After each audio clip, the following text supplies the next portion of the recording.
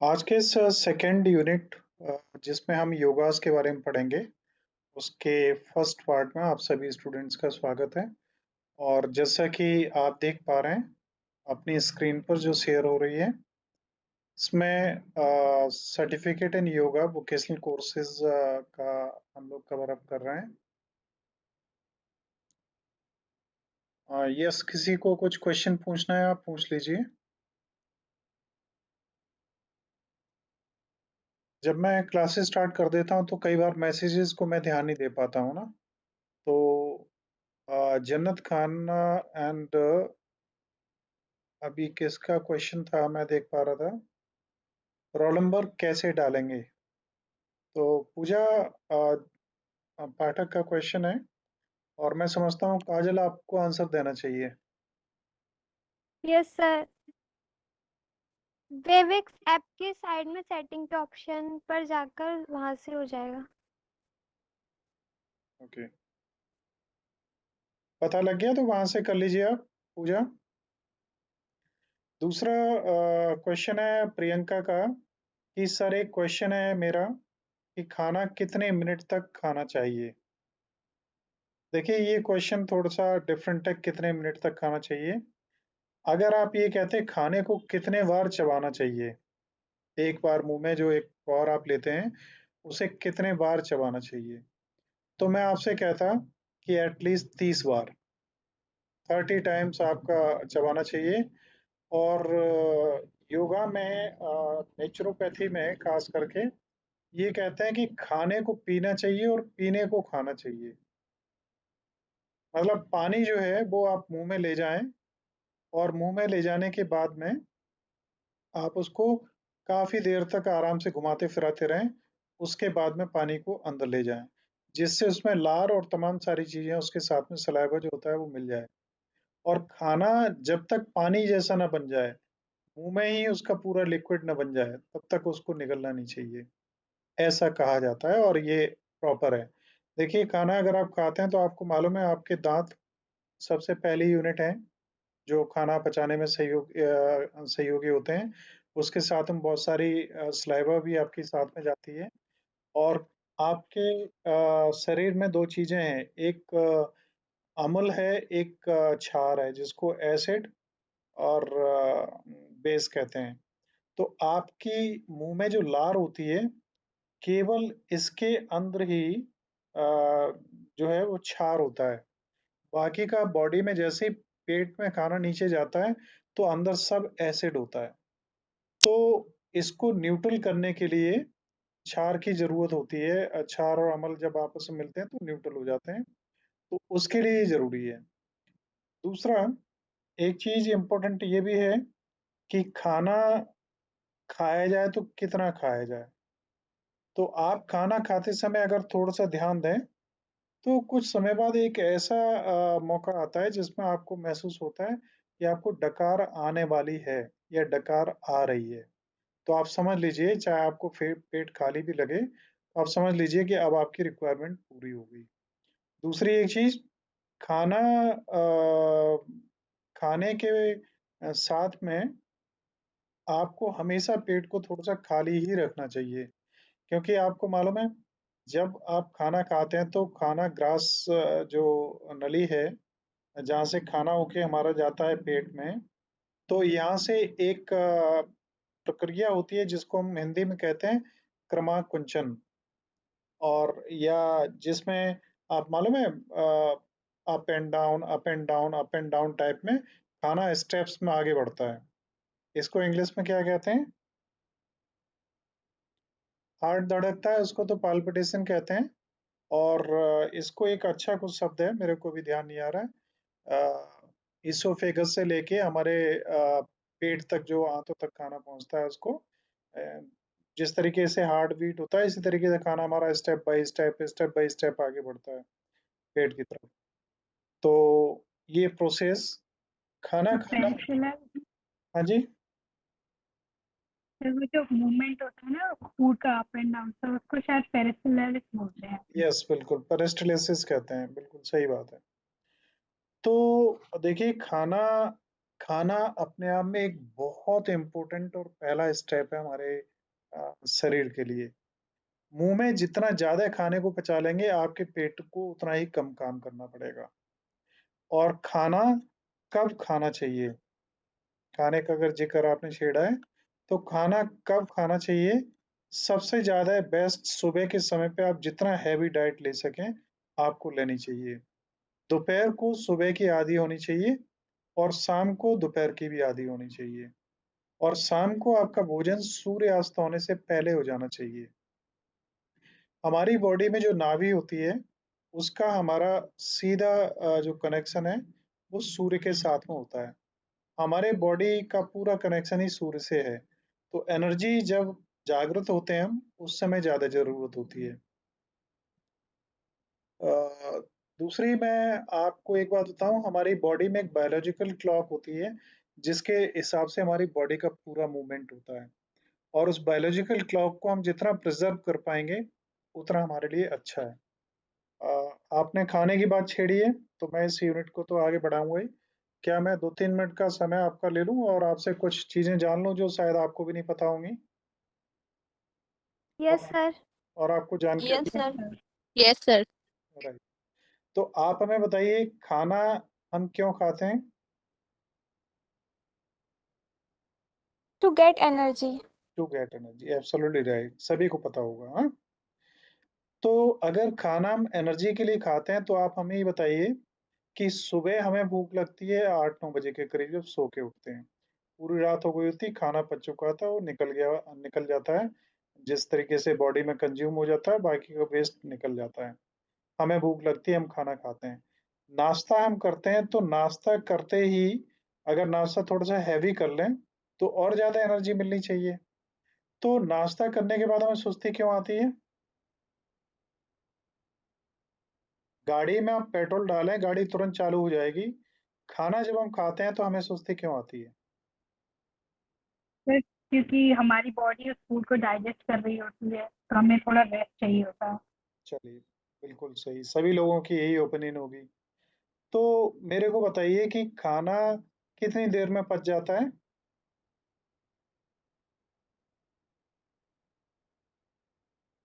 Sir फटाफट 3 to बताइए। 4 hours में। 6 सर 3 घंटे। घंटे में पछता है सर। सर चार 3-4 घंटे लगते हैं। एवरेज 4 घंटे मान लीजिए, ठीक? हाँ। तो 4 घंटे मिलते हैं, तो एनर्जी हमें कब मिलती है? खाना खाने के बाद या खाना पचने के बाद? खाना पचने के बाद। पकने के बाद। सभी लोग यही मानते हैं ना? Yes sir. मैं आप सभी की इस अवधारणा को चेंज कर दूँगा। आप हमें बताइए, आपने सुबह 9 बजे नाश्ता किया, तो 1 बजे भूख क्यों लगती है आपको? और 1 बजे कमज़ोरी सर क्यों डाइजेस्ट महसूस होता है सर वो। हुँ, बताइए? अगर आपको 1 बजे फिर से भूख लग रही है, तो जो खाना पच गया था, उसकी एनर्जी आपको शरीर को मिलनी चाहिए थी, भूख नहीं लगनी चाहिए थी। फिर भूख क्यों लग रही है? और 1 बजे खा लेते हैं, तो सर शाम को 5-6 बजे तक फिर भूख लगने लगती है, क्यों लगने लगती है? और हमें बताइए, अगर आप कॉलेज गए और बिना खाना खाए कॉलेज गए, पूरा कॉलेज में आपने टाइम लगाया, 3-4 बजे आप आए और उस दिन बहुत हेक्टिक शेड्यूल रहा, बहुत ज़्यादा आप थके हुए हैं, बहुत ज़्यादा थके हुए हैं, तो और खाना भी रखा हुआ है। आप पहले सोना पसंद करेंगे या खाना पसंद करेंगे? सोना। सोना पसंद सोना करें? सर। ठीक है। तो सोने के बाद जब आप उठेंगे, तब आपको अपनी बॉडी ज़्यादा एनर्जेटिक, ज़्यादा हल्की फ़ील होगी या खाना खाने के बाद में ज़्यादा हल्की और एनर्जेटिक फ़ील होगी? सोने के बाद। तो हमें एनर्जी किससे मिलती है?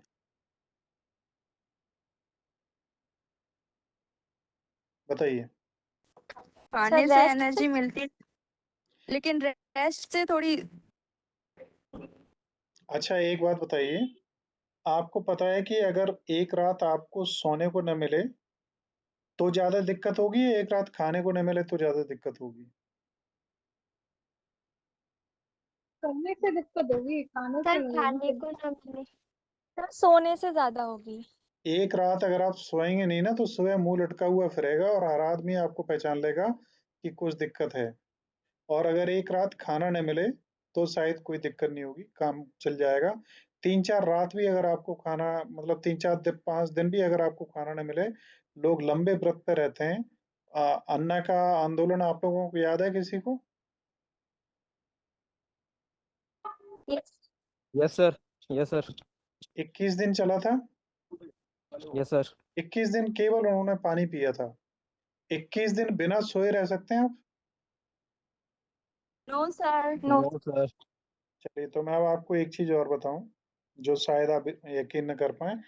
क्या सोने से हमें एनर्जी मिलती है? सर सोने से रिकवरी हो जाती है, एनर्जी का तो पता नहीं। चलिए ठीक है, मैं मान लेता हूँ आपकी रिकवरी हो जाती है। तो मैं एक क्वेश्चन यहाँ पे आपसे पूछना चाहूंगा कि सोने में कैसे एनर्जी मिलती है हमें?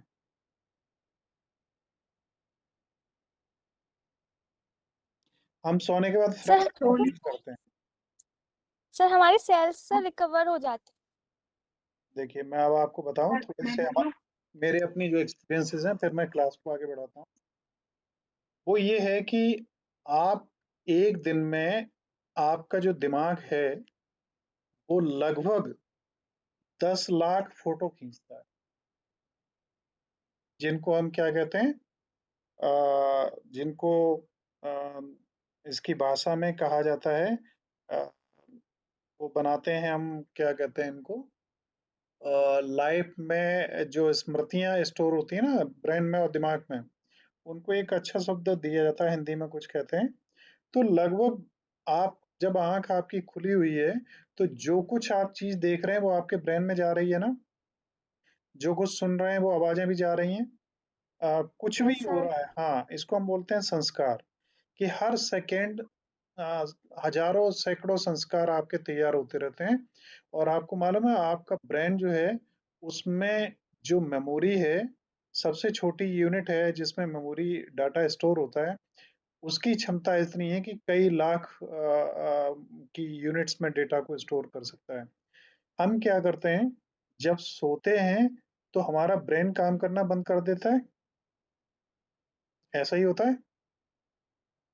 और कई बार आप क्या करें, जब सोएं और उसके बावजूद भी दिमाग में विचार आते रहें, विचार आते रहें, विचार आते रहें, इसका मतलब डिप्रेशन और एंजाइटी होता है ना। तो यस Yes, सर। sir.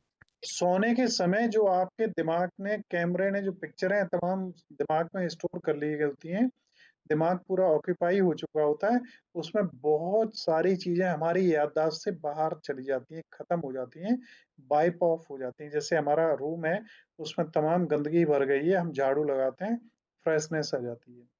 अब आप क्या करें, झाड़ू न लगाएं, गंदगी इकट्ठी करते रहें और आप उसमें खूब धूप और अगरबत्तियां लगाते रहें। कब तक वो फ्रेशनेस आपको महसूस होगी? जब तक धूप अगरबत्ती जल रही है। अगर कोई डेड बॉडी रखी हो और वो सड़ रही हो, आप वहां खूब धूप अगरबत्तियां लगाएं, उसका कोई असर होगा? फिर कुछ भी नहीं होगा। तो इसी तरीके से हमारे दिमाग में जो विचार होते हैं दुनिया भर के, उनकी वॉशिंग हो जाती है और हम फ्रेश महसूस करते हैं। अब आपने केवल सोच समझा है सोने के बारे में। अब एक निद्रा होती है जिसको योग निद्रा कहते हैं। आप लोग जानते हैं कितने लोग? योग निद्रा क्या होती है, मालूम है? किसी सर को 2 मालूम है मिनट का बताइए। ध्यान लगाना। देखिए, ये जो व्यक्ति आपको दिख रहा है जिस पोस्चर में बैठा हुआ है, ये पूरा मेडिटेशन की पोस्चर है। इसमें इसकी आंखें बंद है और कितनी शांति दिख रही है चेहरे पे, दिख रही है कि नहीं? Yes sir. तो इस मुद्रा में आप आराम से बैठ जाइए और आप अपने दिमाग को इतना कंट्रोल कर लीजिए कि दिमाग में कोई विचार ना आए। केवल आप सांस पे ध्यान रखें, सांस आ रही है, सांस जा रही है, सांस आ रही है, सांस जा रही है। कहीं कोई आवाज हो रही है तो आवाज आप सुन रहे हैं, लेकिन उसको आवाज को कोई रिएक्शन नहीं कर रहे हैं। तो एक पल ऐसा आएगा आपके 1 सेकंड का भी अगर टाइम आपको दिमाग में ऐसा मिल गया कि वो सांस का भी आना-जाना आप भूल गए, तो जब आप उठेंगे ना उसके बाद में अगर 2-4 सेकंड का समय भी ऐसा मिल जाए, तो आपको इतनी फ्रेशनेस, इतनी ताजगी महसूस होगी अपने आप में, क्योंकि जो एनर्जी कंजम हो रही थी दुनिया भर की इन अदरवाइज एक्टिविटीज में, वो एनर्जी आपकी रिस्टोर हो गई। और ध्यान का जब आप यूज करना स्टार्ट कर देंगे, तो आपको नींद की कमी हो जाएगी आपकी। जो आप सोते हैं अभी 12-13 घंटे, 10 घंटे, वो नींद अपने आप 4-5-6 घंटे में होने लगेगी। तो जो लोग योग करते हैं, जो लोग ध्यान करते हैं, जो लोग मेडिटेशन करते हैं, उनकी नींद कम हो जाती है। वो अपने आप ही 4-5 बजे जगने लगते हैं। दूसरी एक बात बता दूं, आपके घर में अगर कोई बड़े बूढ़े लोग, दादाजी वगैरह हैं, दादी हैं, तो वो सुबह 5-6 बजे जग जाते हैं, सभी लोग जग जाते हैं ना। Yes sir. यस और वो योगा और ध्यान भी नहीं करते हैं, फिर भी वो जग जाते हैं। तो कैसे जग जाते हैं मालूम है? पता है? ये उनकी ग्रेटनेस नहीं है कि वो 5-6 बजे जग ही जाते हैं। सत्य बात ये है कि बॉडी जब 60 प्लस एज में पहुंच जाती है, तो बॉडी में कोई वो तो होता नहीं है, बॉडी बनने में कोई एनर्जी की जरूरत हो। अब बॉडी को मेंटेन करने के लिए केवल एनर्जी की जरूरत होती है। तो वो मेंटेनेंस के लिए एनर्जी हमें बहुत थोड़ी चाहिए होती है। इसलिए हम जितनी एज बढ़ती है, हमें खाना उतना ही कम कर देना चाहिए। अगर हमें अपने आप को तरोताजा रखना है और ठीक रखना है और बीमारियों से फ्री होना है, तो खाना कम से कम खाएं।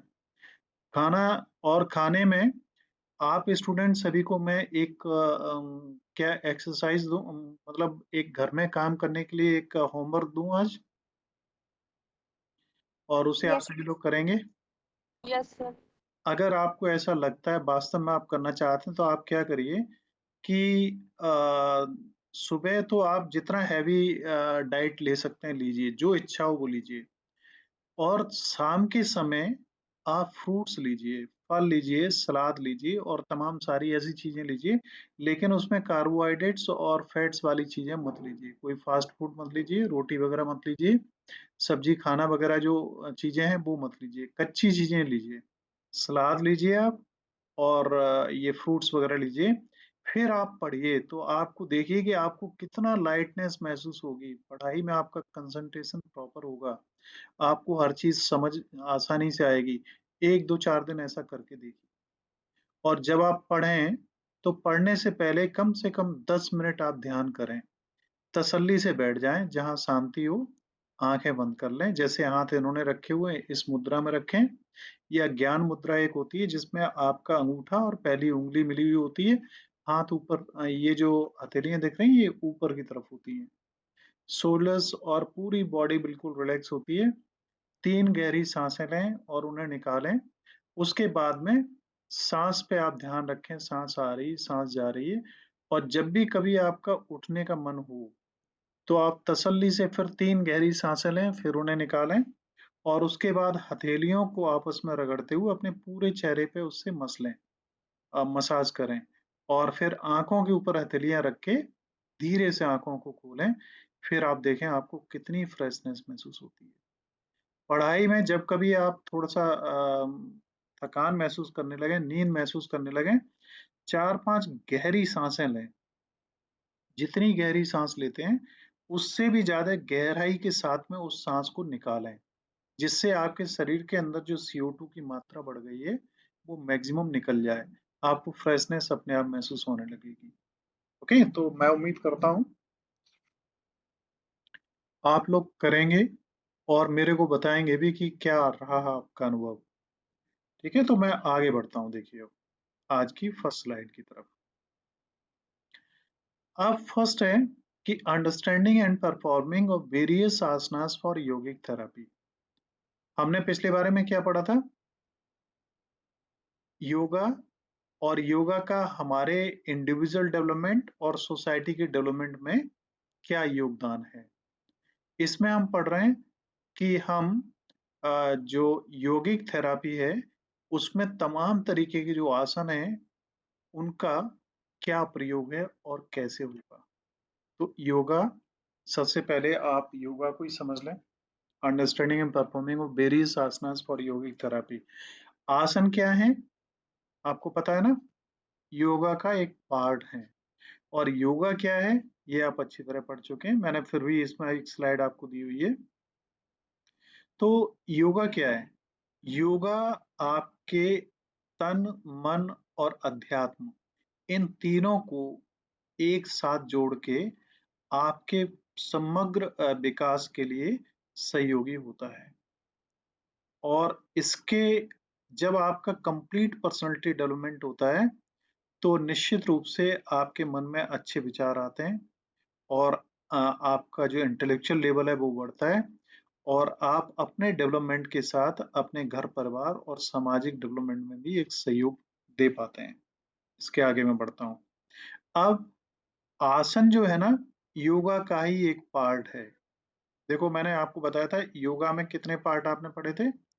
एक तो आसन, प्राणायाम, बंध और मुद्राएं। तो इनके बारे में आप पढ़ेंगे। सबसे पहले आसन है। योगा आपने सभी ने पढ़ा है, आपको पता है कि योगा शब्द किससे मिलके बना था? युज यूज शब्द से। और यूज मीन्स क्या होता है? एड एड एडिशन और टू यूनाइट, है ना? To unite, to whom unite, किसे यूनाइट करना है? तन, मन और आत्म स्पिरिचुअलिटी अध्यात्म को, स्पिरिचुअल स्पिरिचुअलिटी को। यस। तो इन तीनों को एक करना है हमें, यही हमारा उद्देश्य है, जिससे हम अंतिम जो अवस्था होती है, निर्वाण की अवस्था होती है, उसको हम प्राप्त कर सकें और हम उस भगवान में भगवान का एक पार्ट बन जाए और उसमें हम विलीन हो जाएं। अब आसन का मतलब क्या होता है? संस्कृति का शब्द है। आसन मीन्स है from the root as which means to sit और टू बी प्रेजेंट, मतलब बैठ जाना और स्थान ग्रहण करना। अब जैसे हम एक शब्द यूज करते हैं स्वास्थ्य। स्वास्थ्य का मतलब क्या होता है बताएंगे? सर की काया और निरोगी मन। स्वास्थ्य मीन्स इंग्लिश में होता है हेल्थ, है ना? अब हेल्थ का मतलब होता है जिसमें कोई बीमारी ना हो, हेल्दी है, ठीक ठाक है, सही है। लेकिन स्वास्थ्य का मतलब संस्कृति के हिसाब से अगर आप करेंगे तो बहुत बड़ा अर्थ है। स्वास्थ्य का मतलब है स्व में स्थित हो जाना। और स्व क्या है? आप खुद हैं। आपके मन के विचार कहीं भाग रहे हैं, आप कहीं भाग रहे हैं, आपके हाथ पैर कहीं भाग रहे हैं, इन सभी को आप अपने अंदर इस तरीके से व्यवस्थित कर लें जैसे एक कछुआ होता है, जब वो चलता है उसके हाथ पैर और मुंह बाहर निकले होते हैं। जैसे कोई खतरा या कुछ भी देखता है पूरे सबको अंदर बंद करके वो बंद कर लेता है। ऐसे ही आपको स्वास्थ्य मतलब क्या है? स्वास्थ्य का मतलब बीमारी का होना या ना होना नहीं है।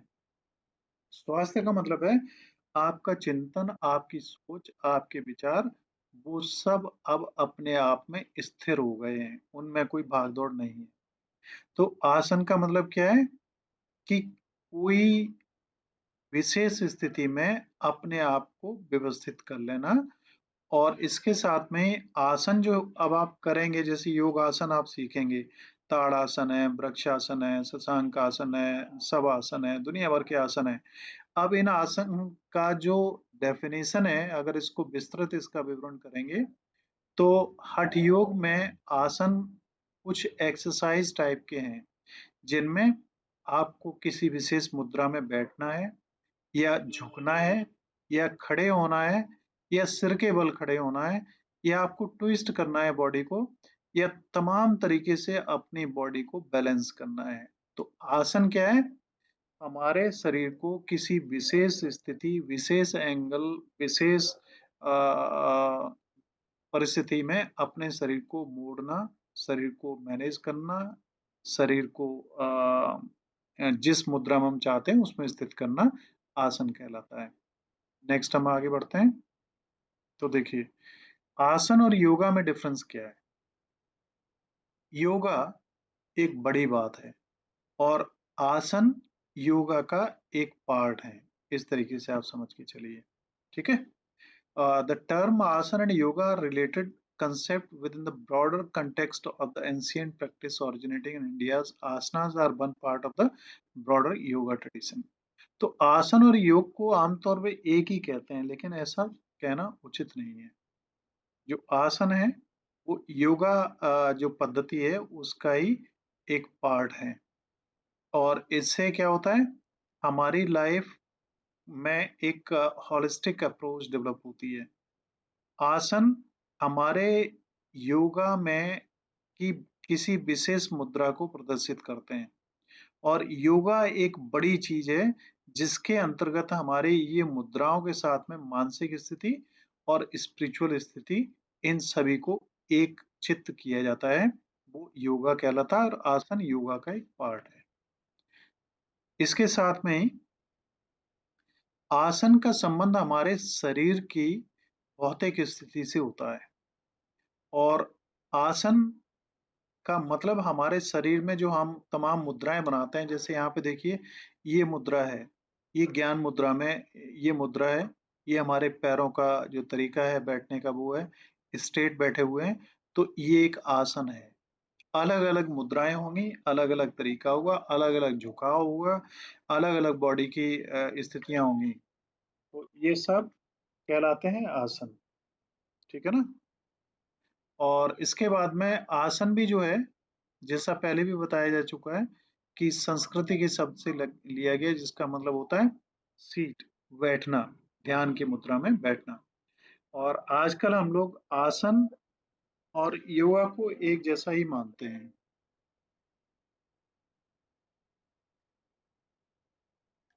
नेक्स्ट आगे हम चलते हैं। तो व्हाट इज योगा थेरेपी? अब योगा के बारे में हम समझ गए, आसन के बारे में समझ गए, अब योगा थेरेपी क्या है? योगा थेरेपी जिस तरीके से आपको ट्रीटमेंट हॉस्पिटल्स में दिया जाता है, उसी तरीके से आपके शरीर में अगर कोई दोष पैदा हो गया है, दोष आपको मालूम है 3 है, वात, कफ और पित्त, ये इसकी आयुर्वेद की भाषा में। अगर आपका इनमें से कोई डिस्टर्ब हो गया है, या आप शारीरिक, मानसिक या मेंटल लेवल पे आपको कोई दिक्कत पैदा हो गई है, तो हमारे जो योगा थेरेपी है उसको हम इस तरीके से डिफाइन करते हैं कि हमारे शरीर में या हमारे मन में या हमारे किसी भी तरीके से तन मन या जो हमारा इमोशनल बैलेंस है, उसमें कहीं भी अगर किसी तरीके की कोई प्रॉब्लम आती है, तो उस ऐसी स्थिति में हम क्या करते हैं, हमारा कहीं मन नहीं लगता है, ध्यान नहीं लगता है, और हम अनइजीनेस महसूस करते हैं। हमें तमाम सारी प्रॉब्लम्स हमारे लिए खड़ी हो जाती हैं, स्ट्रेस भी बढ़ता है, और ब्रीदिंग में भी हमें प्रॉब्लम होने लगती है। ऐसी तमाम वो कंडीशंस या सिम्टम्स अगर हमारी बॉडी के अंदर शुरू होते हैं, तो हम क्या करते हैं, डॉक्टर्स के पास जाते हैं। आयुर्वेद की बात करते हैं तो वैद्यों के पास में जाते हैं, वहाँ योगा थेरेपी का प्रयोग किया जाता है। जैसे यहाँ पे ये एक पेशेंट है और ये योगा स्पेशलिस्ट है। आपको मैं बता दूं, आपकी बहुत सारी बीमारियां अगर आप पढ़ेंगे फर्स्ट सेमेस्टर में, अगर थोड़ा सा भी आपने ध्यान ध्यान दिया हो फूड न्यूट्रिशन एंड हाइजीन, तो आपका पता लगेगा कि कई सारे माइक्रो जो न्यूट्रिएंट्स हैं, जिनकी मात्रा कितनी आपको शरीर को चाहिए, 1 ग्राम के भी मान लो 10वें या 20वें पार्ट की, तो इतना तक भी अगर आपकी बॉडी में उसकी कमी होती है, तो आपकी बॉडी में कुछ प्रॉब्लम्स डेवलप हो जाएंगी, उनका आप ट्रीटमेंट कहीं और करते फिरेंगे, बीमारी कहीं और थी। तो योगा थेरेपी आपके शरीर में किसी भी तरीके के आए असंतुलन या बीमारी को दूर करने का एक तरीका है। और योगिक थेरेपी को हम इस तरीके से भी डिफाइन करते हैं, आज के मॉडर्न जो टेक्निक्स योगा थेरेपी में यूज होती हैं। आप जानते हो कि अब अक्सर लोग क्या करते हैं, आश्रमों में जाते हैं, बड़े बड़े आश्रम हैं जहाँ हफ्ते हफ्ते भर तक के लिए लोग रहते हैं, और वहाँ पे योगा थेरेपीज का यूज करते हैं, नेचुरोपैथी का यूज करते हैं। और इसमें बहुत अच्छे एक्सपर्ट लोग होते हैं जो इसमें ट्रीटमेंट और इन चीज़ों को देते हैं। अब इसमें आज की डेट में क्या है, इसका प्रचलन काफ़ी ज़्यादा बढ़ने लगा है, और इसमें जो काफ़ी अच्छे पढ़े लिखे लोग होते हैं, जैसे नेचुरोपैथी है, तो नेचुरोपैथी में डिग्रीज तक हैं, पीजीज भी हैं, और नेचुरोपैथी में पीएचडी तक हैं। जो करने के बाद में लोग बहुत सारे नेचुरोपैथ जो हैं इतने फेमस हैं कि बहुत सारे, मैं आपको चाहो तो कुछ नाम बता सकता हूँ। ऑल इंडिया इंस्टीट्यूट के डॉक्टर्स जो एमबीबीएस, एमएस और डीएम और या एमडी वगैरह हैं, वो नेचुरोपैथी में चेंज हो गए, क्योंकि उन्होंने ये देखा कि एलोपैथ जो है वो उतनी प्रभावी सिद्ध नहीं हो पा रही है, तो प्राकृतिक चिकित्सा की तरफ वो लोग मूव हो गए। बड़े बड़े अच्छे बड़े रिनाउंड नाम है ऐसे। Yogic therapy is personalised and often tailored to the individual specific need. अब योगिक थेरेपी में क्या होता है कि हर एक व्यक्ति अपने आप में यूनिक है, ये हमने पहले बताया। अब एलोपैथ में क्या है कि अगर आपको बुखार आ गया तो आप पैरास्टामोल ले लो। पैरास्टामोल किसको ठीक कर रहा है? बुखार को। बुखार क्यों आया आपको, इससे मतलब नहीं है। वो मलेरिया है, वो डेंगू है, या आपके शरीर की थकान की वजह से आया, या आपकी किस डिसबैलेंस की वजह से आया, उससे मतलब नहीं है। केवल आप पैरास्टामोल ले लो या क्लोरोफेनिकल ले लो। इन चीज़ों से आप कर सकते हैं ठीक, लेकिन प्रॉपर ट्रीटमेंट या हीलिंग नहीं हो सकती। योगा थेरेपी में आपकी पूरी स्थिति की जांच करके सही तरीके से, तब आपके अंदर उस स्थिति का पता लगाना। बहुत सारी बीमारियां मानसिक होती हैं, लेकिन हमारे शरीर पर उनके लक्षण दिखाई देते हैं। तो हमें ट्रीटमेंट करना है मन का, और हम ट्रीटमेंट कर रहे हैं शरीर का। शरीर का ट्रीटमेंट करेंगे और उल्टे रिजल्ट आएंगे। तो योगा थेरेपी एक ऐसी प्रक्रिया है जिसमें योग, आसन, प्राणायाम, मेडिटेशन के साथ में आयुर्वेदिक दवाइयों का प्रयोग करके हम लोगों की बीमारियों को ठीक करते हैं। प्रॉपर डेफिनेशन इस तरीके से हम दे सकते हैं। आप देखिए, योगा थेरेपी में क्या क्या कवर होता है। आसन होंगे, फिजिकल पोस्चर्स होंगी, प्राणायाम होंगे, मेडिटेशन एंड माइंडफुलनेस होगी, ध्यान और एकाग्रचित्तता पे ध्यान दिया जाएगा, यम और नियमों को फॉलो करना पड़ेगा, आपकी डाइट और न्यूट्रिशन पे ध्यान देना होगा, रिलैक्सेशन टेक्निक जिससे आपके शरीर को आराम मिल पाए, वो टेक्निक्स आपको दी जाएंगी। इसके साथ में आयुर्वेदिक का ट्रीटमेंट भी होगा, और इसके साथ ही चक्रा बैलेंसिंग एंड एनर्जी हीलिंग। अभी चक्र जो है ना, इनके बारे में आपके सिलेबस में कतई कुछ है नहीं। ये चक्र होते हैं हमारे बॉडी में 7, और हमारी एनर्जी जो बढ़ती है वो इन्हीं चक्रास के थ्रू एनर्जी का फ्लो होता है। तो हम उन्हें कैसे एक्टिवेट करें, हम किस तरीके से अपने आप को बेहतर स्थिति में लाएं, ये सब चीजें योगा थेरेपी का एक पार्ट होती हैं। नेक्स्ट हम आगे बढ़ते हैं। तो देखिए, yogic therapy is often employed as complementary और integrated approach along conventional medical treatment. तो जो पारंपरिक मेडिकल ट्रीटमेंट है उसके साथ में योगा थेरेपी जो है उसके एक इंटीग्रेटेड अप्रोच, या तो पूरी तरीके से योगिक थेरेपी का आप यूज करें, या जो भी ट्रीटमेंट ले रहे हैं उसके साथ में भी उसके पूरक के रूप में भी हम योगिक थेरेपी का यूज कर सकते हैं। ठीक है। और योगिक थेरेपी में बहुत सारी चीजें होती हैं जिसमें आपको काफी पुराना दर्द है, या आपको स्ट्रेस रहता है, तनाव है, कई डिसऑर्डर्स हैं, एनजाइटी है, डिप्रेशन है, या तमाम तरीके की आपकी शारीरिक बीमारियां हैं, उनका इलाज योगिक थेरेपी के अंतर्गत किया जाता है। और इसमें बहुत ही अच्छे स्पेशलाइज्ड प्रोफेशनल्स होते हैं जो इन बीमारियों को और इनको ठीक करते हैं। ठीक है। ये की कंपोनेंट्स हैं किसके, योगिक थेरेपीज के। पहला है आसन, फिजिकल पोस्चर्स। तो इनके बारे में आप ऑलरेडी काफी कुछ पढ़ चुके हैं कि आपके शरीर में अगर कुछ भी डिसबैलेंस होता है तो आप काफी कुछ योगा के द्वारा उसको मैनेज कर सकते हैं। जैसे तमाम सारी प्रॉब्लम्स होती हैं, लोगों के पैरों में जकड़न हो जाती है, कमर में दिक्कत हो जाती है, या सैडिका की दिक्कत हो जाती है, और बहुत सारी फिजिकल एलिमेंट्स तैयार होते हैं, उन्हें आप योगा के द्वारा बैलेंस कर सकते हैं। नेक्स्ट है प्राणायाम। प्राणायाम में आपको पहले भी बता चुका हूँ, ये आपके सांस और हृदय से संबंधित जितनी भी बीमारियां हैं उनमें प्राणायाम बहुत ही हेल्पफुल है, क्योंकि सांस जब आप लेते हैं तो ऑक्सीजन मैक्सिमम अंदर जाती है। उसे कितनी देर हमें इनटेक करना है, कितनी देर उसको रेस्ट्रेन करके रखना है, किस तरीके से क्या करना है, वो सब प्राणायाम के अंतर्गत आते हैं। नेक्स्ट है meditation and mindfulness. Yogic therapy जो है इसमें एक तो मेडिटेशन जिसको हम क्या कहते हैं हिंदी में ध्यान, और माइंडफुलनेस मतलब एकाग्र चित्तता, जहाँ पे आप मन को भटकने न दें। इससे क्या होता है, हमारा मेंटल वेलबींग डेवलप होती है। इसके साथ में ही योगा के द्वारा हमारी जो एंग्जाइटी है वो कम होती है, हमारी जो स्ट्रेस है वो कम होता है, और हमारे अंदर एक अवेयरनेस का लेवल ज़्यादा बढ़ जाता है। यम एंड नियम आप पहले भी पढ़ चुके हैं। यम वो हैं जिन्हें हमें नहीं करना है, और नियम वो हैं जिन्हें हमें फॉलो करना है। इसके बारे में आप पहले पढ़ चुके हैं। डाइट एंड न्यूट्रिशन बहुत इंपॉर्टेंट पार्ट है।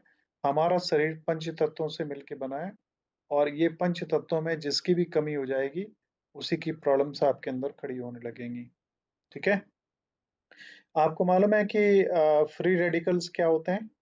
किसी को पता हो तो बताइए। फ्री रेडिकल्स क्या होते हैं, मालूम है? तो देखिए, आप मोबाइल यूज करते हैं, आप तमाम सारी चीजें यूज करते हैं, इनमें सब में रेज होती हैं, और रेज में आपको पता है कि इलेक्ट्रॉन, प्रोटॉन और न्यूट्रॉन्स होते हैं। तमाम सारे इलेक्ट्रॉन्स ऐसे होते हैं, जैसे बिजली की धारा अगर प्रवाहित हो रही है तो वो एक इलेक्ट्रॉन क्लाउड बन जाता है। जो तार है, तार में तो बिजली जा ही रही है, लेकिन अगर हाई वोल्टेज वायर्स हैं तो आपको मालूम है कि जैसे जो बड़े खंभे खड़े होते हैं 1 लाख वोल्टेज वाले या 24,000 वोल्टेज वाले, अगर उन खंभों के तारों के आप 2, 4, 5 कई में तो 15-15 फीट या 10-10 फीट की रेंज में आप चले जाएं तो वो आपको खींच लेंगे अपनी तरफ, और आप खींचे चले जाएंगे अपने आप। तो ये इनसे जो रेडिएशन निकलता है, इनमें जो इलेक्ट्रॉन्स वगैरह होते हैं, वो क्या करते हैं कि नेचर में फ्रीली घूम रहे होते हैं, आपकी बॉडी के संपर्क में आए और वो आपसे चिपक गए।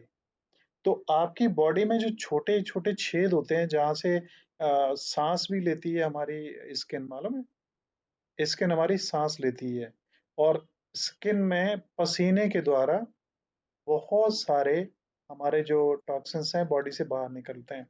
ये फ्री रेडिकल्स क्या करते हैं, उन्हें ब्लॉक कर देते हैं।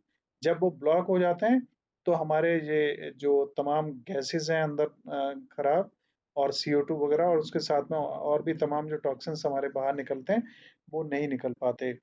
इसका इलाज अगर आप ढूंढें नेचुरो इसमें एलोपैथी में, तो बड़ा मुश्किल है।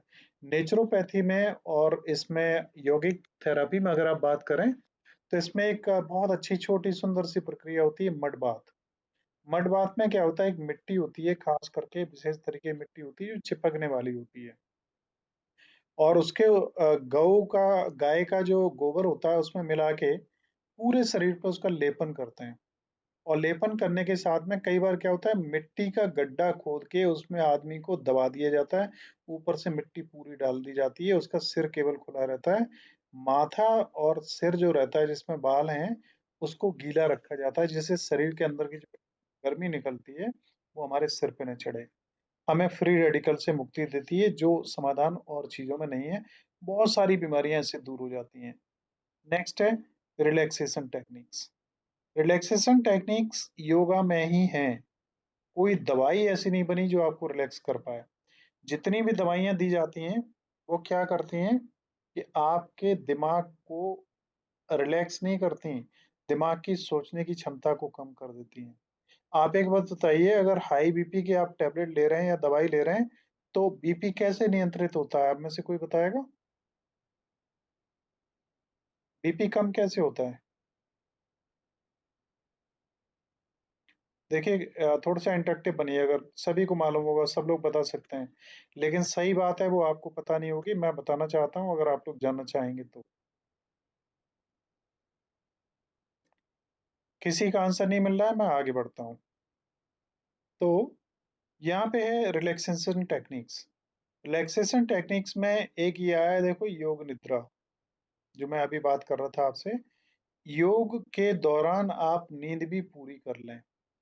योग निद्रा निद्रा में आपको क्या होता है कि इस यौगिक थेरेपी में क्या करते हैं, एक टेबल होती है, उस पे लिटा लेते हैं। अगर आदमी बहुत ही ज़्यादा टेंशन में और बहुत ही ज़्यादा स्ट्रेस में है, तो उसको लिटा लेते हैं, और जैसे मान लीजिए ये लेटा हुआ है कोई, इसका ये सिर है, तो सिर के बीच में जो आईब्रोज होती हैं उनके ठीक ऊपर एक मटकी सी लटकी हुई होती है और मटकी में नीचे छेद होता है, धागा होता है, उससे कई तरीके से पानी को, दूध को या ऑयल को, तेल को, जिसमें तेल होता है सरसों का आप ले लें या आप ले लें इसका ऑयल, क्या कहते हैं, सीड्स वगैरह का किसी का, उसको आईब्रोज के बीच में ड्रॉप करते हैं और जब वो लगातार ड्रॉपिंग होती है, घंटे भर तक होती है, तो कितने भी टेंशन में आदमी हो उसको नींद आ जाती है।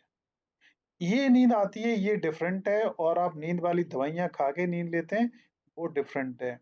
बीपी को लो करना दवाई खा के कैसे लो होता है मैं आपको बता दूं। हार्ट की जो बीटिंग होती है उसको वो दवाई कम करती है, और आपके हार्ट की बीटिंग अगर कम हो जाएगी तो ब्लड प्रेशर अपने आप कम हो जाएगा। अब हार्ट की बीटिंग को अगर आप कम कर रहे हैं, बीपी आपका जरूर कम हो गया, लेकिन आपका हार्ट लगातार कमजोर पड़ता जा रहा है, ये ठीक नहीं। आगे देखिए, फिर हम आगे थोड़ा सा बढ़ते हैं, तो नेक्स्ट आता है आयुर्वेदा इंटीग्रेशन। तो योगिक थेरेपी में आसन, प्राणायाम, मेडिटेशन, माइंडफुलनेस, यम, नियम, डाइट, रिलैक्सेशन टेक्निक के साथ में आयुर्वेदिक दवाइयों की भी जहाँ भी जरूरत पड़ती है, हमें ही पता लगता है हमारे अंदर कौन सा दोष खड़ा हो रहा है, हमारे अंदर वायु बढ़ रही है तो उसको कैसे नियंत्रित किया जाए, उन दवाइयों का प्रयोग होता है। नेक्स्ट स्टेप है चक्रा बैलेंसिंग। तो हमारे शरीर में जो चक्र हैं, 7 चक्र हैं, सबसे पहले मूलाधार से लेके और क्राउन जो सबसे लास्ट होता है, इनके बीच में एनर्जी फ्लो होती है, उसको हम कैसे मैनेज करें, आगे मौका मिलेगा तो पढ़ाएंगे, ये आपके पार्ट में नहीं है फिलहाल। मैं आगे बढ़ता हूँ, और इसके साथ ही जो हमारी फर्स्ट यूनिट है वो मतलब सेकेंड यूनिट का फर्स्ट पार्ट वो यहाँ पे कंप्लीट होता है, और आपके 9 बजने वाले हैं। मैंने बताया था कि जब हम पढ़ाई करेंगे तो हम कोशिश ये करेंगे अपने टाइम को पूरी तरीके से फॉलो करके चलें। So now this is the time to say thank you all who have joined. And if you have any question, you can ask me. This is now your question session. Any question, if someone have, you can unmute your microphone and ask me. कोई आप में से कोई question पूछना चाहेगा? Sir आप हमें चक्रास के बारे में भी पढ़ा दीजिएगा। ठीक है। चक्रास में देखो, एक रेकी हीलिंग का नाम आप लोगों ने सुना? रेकी हीलिंग क्या होती है? Yes sir. शायद नहीं सुना होगा। कुंडलिनी के बारे में सुना? Yes sir. राजयोग के बारे में सुना है? यस। विपस्सना के बारे में बता ही चुका हूं आपको। तो ये तमाम टेक्निक्स आपकी इनर एनर्जी को डेवलप करने के लिए हैं। और मैं आपको एक बात बता दूं, आपकी जो एज है 20, 22, 24 साल अभी, तो आपको ये सब चीजें बेवकूफ़ी भरी लगेंगी। ये योगा योगा सब बेवकूफ़ी भरे लगेंगे, क्योंकि आपके अंदर इतनी एक्टिविटी है, इतनी भाग दौड़ और इतना सब कुछ आप करते हैं। फिर आप खड़े होके नीचे झुकें, फिर आप हाथों को फैलाएं, फिर हाथ ऊपर उठाएं, फिर ये करें, फिर वो करें, आपको बेवकूफ़ी भरी चीजें लगेंगी। योगा उनके लिए बहुत ही इम्पोर्टेंट हो जाता है जो 40 प्लस में चले जाते हैं।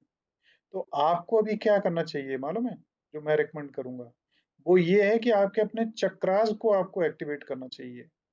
अगर आपके चक्र एक्टिवेट हुए तो आपका मेडिटेशन, आपका ध्यान, आपकी डिप्रेशन, आपकी चिंताएं, आपका कंपटीशन, आपकी एकाग्रचित्तता, आपको ज्यादा नींद आना, आपको याद ना होना, ये सब चीजें अपने आप ठीक हो जाएंगी। और चक्रास के द्वारा आप अपनी पॉजिटिव एनर्जी को डेवलप कर सकते हैं बहुत अच्छे लेवल पे। आप लोग अगर करना चाहेंगे तो वो क्या टेक्निक्स हैं, कैसे करते हैं, मैं आपको सिखा सकता हूँ। ठीक है ना? तो आज यहीं तक रखता हूँ। अगर कुछ और किसी को जानना हो तो हमें बता दीजिए।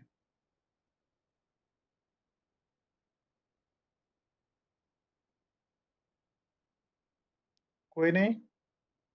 Okay then, so thank you all. I am just going to stop this session now. Thank you sir. Still I am thank available you for sir. your questions.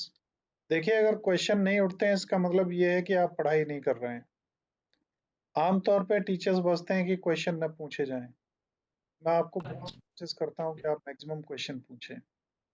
So thank you all for joining. I am just stopping the recording here now, and I wish you all the best to uh, develop yourself thoroughly so that you may achieve the target of holistic wellness and holistic development. So thank you all.